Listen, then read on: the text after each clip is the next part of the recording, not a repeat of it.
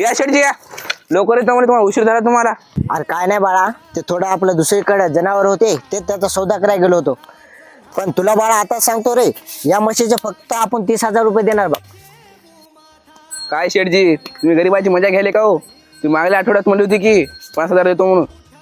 अरे बाळा, याला बोलून आपण 1 आठवड्याच्या वरी टाइम झाला. मागच्या 4 दिवसापासून सगळ्या म्हशीचं वातावरण थंड झालंय. तसं म्हणू का शेटजी, तुमच्या वर्षावर बसवतो. इतके शेतकरी आले तुम्ही कोणा दिले नाही हो सडू. अरे ते तसलं काय सांगू नको बाबा मला. 30,000 रुपयाला मसड द्यायची तर दे, नाही तर तुला वाटेल त्याला मसड दे, मग काय म्हणणं नाही. चल रे गोल्या, अजून बी म्हशी आहेत आपल्याला बघायला जायच्या. हो शेटजी थांबा की. अरे वा, एक नंबर आहे की रे मसड. आधीच्या व्यापाराला सांगितलंस ना मसड विकायलो म्हणून. हो तसं सांगलं त्यांना. उद्या दुपारी गाडी येते बघ, मग आपली मसड टाकून टाक गाडीत. अहो शेटजी आपल्या पैशाचं काय ठरलं हो? पैशाचं काय, तेच आपले 32,000. अहो शेटजी लय पैसे कमी व्हायले हो. ते मागायला व्यापारी यायला 40,000 देऊ लागला. हे बघ, 32च्या वरी 1 रुपया पण वाढणार नाही. द्यायची असली तर सांग.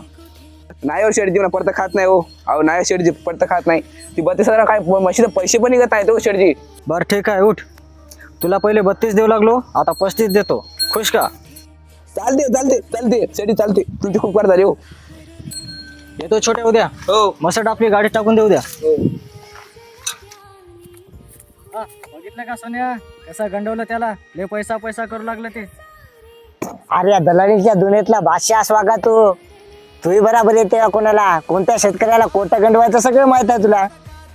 अरे जेवढं निसर्ग या शेतकऱ्याची मारत नाही ना, एवढे आपण दलाल लोक मारतो, माहित आहे का. उगाच आपल्याला दलाल म्हणत नाहीत.